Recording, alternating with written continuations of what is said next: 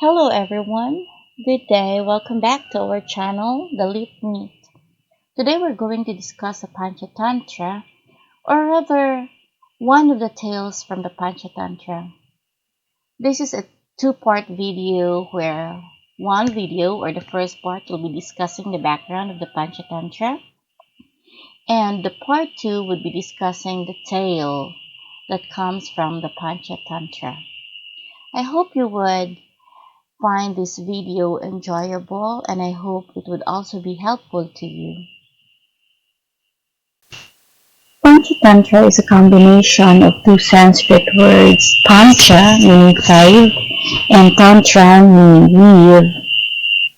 Loosely and literally translated, it means the interweaving of five skeins of traditions and teachings into texts.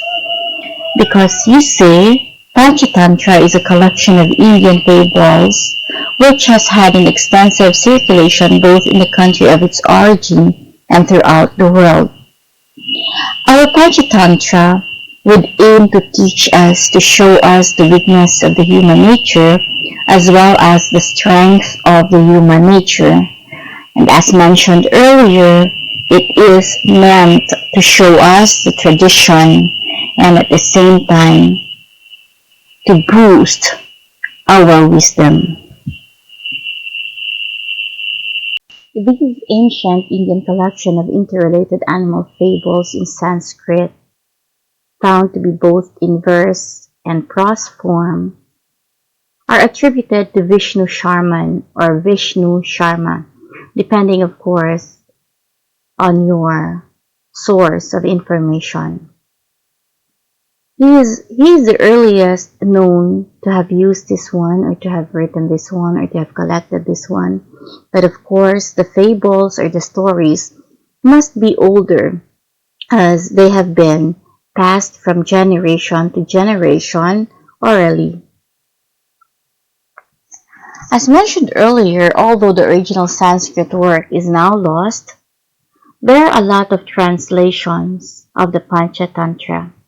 One translation is in Pahlavi. It is translated by the Persian royal physician Borzo in the 16th century. Pahlavi is a Middle Persian language. And then another translation is in Syriac in 570 AD. It is translated by Periodot Bod. Together with this one is the translation of an Arab literary enthusiast. The famous Arabic translation by Ibn al-Muqaffa, also known as Kalila wa Dimna. Kalila wa Dimna comes after the two jackals that figure in the first story of the Panchatantra. This Arabic translation has given rise to different versions, including a second Syriac version, and then the 11th century Greek version, also known as Stephanites Kai Ekmelates. The Greek version has given birth to Latin version and various Slavic languages version. It is, however, in the 12th century when Rabbi Joel had created or had written or had translated Panchatantra into Hebrew, and out of this Hebrew version are the different versions or the different translations in the European world.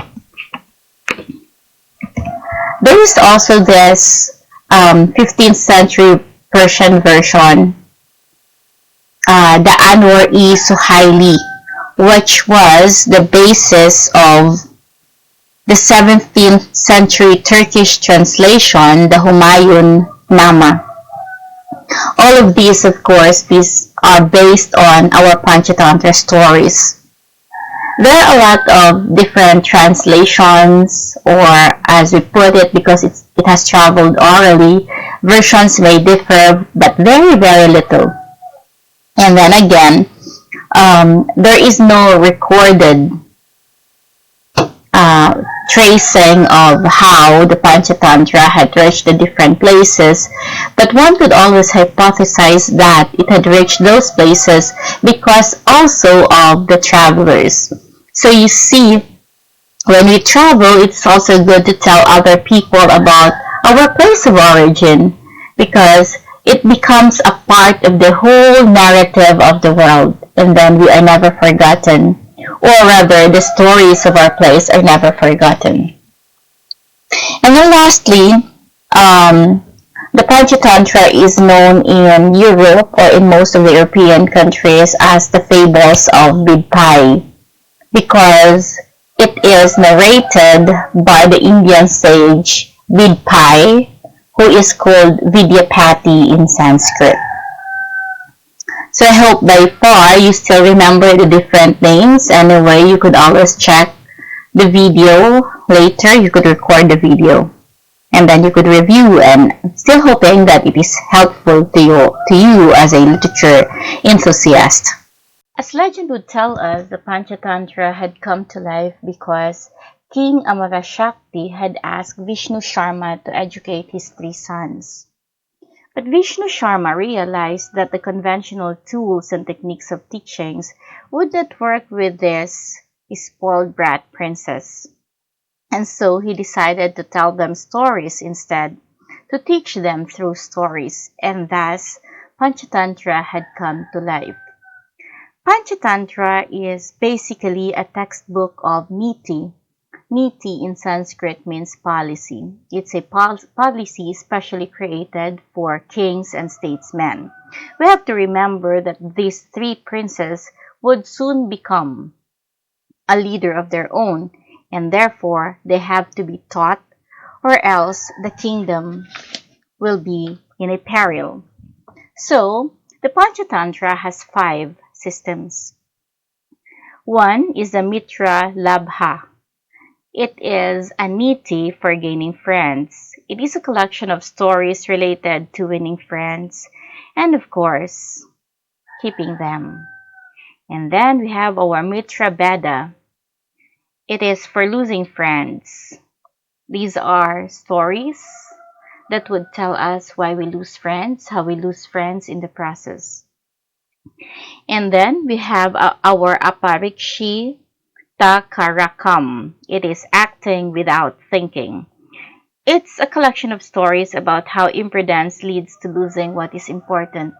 So you see, even in the oldest of times, it is very important that we think. It is not true that we can act without thinking.